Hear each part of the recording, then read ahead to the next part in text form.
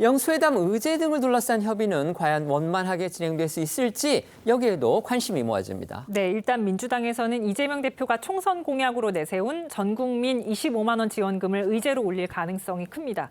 앞서 이 대표가 지난 19일 당원과의 만남 유튜브 라이브 방송에서 25만 원 지원금은 영수회담에서 얘기를 나누면 될 것 같다라고 언급하기도 했고요. 오늘 원내수석부 대표인 박주민 의원도 지원금 지급 필요성을 재차 강조하면서 야당 지도부에서 연일 의제로 띄우고 있습니다. 반면 국민의힘은 부정적인 입장을 분명히 하고 있습니다. 윤재욱 대표 권한대행은 민주당이 고집한다면 논의 대상이 될 수는 있겠지만 국민은 자영업자 지원이나 물가 대책 등 더 생산적인 의제에 대한 합의를 원할 거라고 했습니다. 양측 목소리 준비했습니다. 최상병 특검이라든지 그런 문제도 있고 또 저희들이 이제 25만 원의 민생지원금 얘기도 하지 않습니까? 그렇죠. 저희들이 봤을 때 이건 굉장히 시급한 과제들이기 때문에 얘기할 수 있는 기회가 있으면 얘기를 하는 것이 저는 맞다고 봅니다. 소비를 좀 진작시킬 수 있는 지역화폐로 발행하면서 한정된 기간 내에서만 쓸 수 있게 만드는 인생지원금은 오히려 이런 불황형 인플레이션에서 힘든 자영업자라든지 이런 분들에게는 이 단비가 될 수 있어요. 대통령께서는 영수회담 의제에 제한을 두지 않겠다고 밝히셨습니다.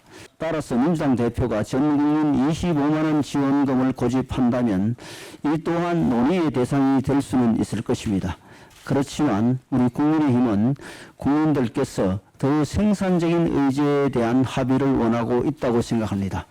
예를 들어 소상공인과 자영업자 지원, 장바구니 물가 대책 등 시급하면서도 국민의 피부에 와닿는 현안에 집중한다면 첫 영수회담의 의미가 더욱 살아나게 될 것입니다.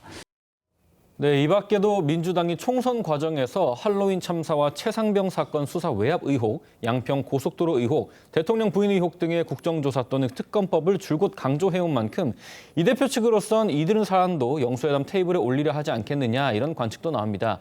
하지만 이 대표 최측근인 민주당의 정성호 의원은 윤 대통령과 이 대표 간 첫 공개 대화 자리인 만큼 영부인 특검법 등은 이 대표가 직접 거론할 가능성이 낮고 언급하는 것도 적절하지 않다고 지적을 해서 주목이 됩니다. 들어보시죠. 사실상 당사자라고 할 수 있는데 김건희 여사 특검 문제는 그런 문제를 직접적으로 대표가 말씀하겠습니까? 다만 전체적으로 국민에 대한 국민들의 그 대통령에 대한 신뢰를 회복하기 위해서는 이러저러한 문제를 자신 있다면 털고 넘어가는 게 좋지 않겠냐 이런 정도 얘기는 할 수 있겠죠. 의제로 김건희 여사 문제를 올리진 않을 것이다 이 말씀이세요? 그렇게 하는 건 적절치 않다고 보고 있습니다.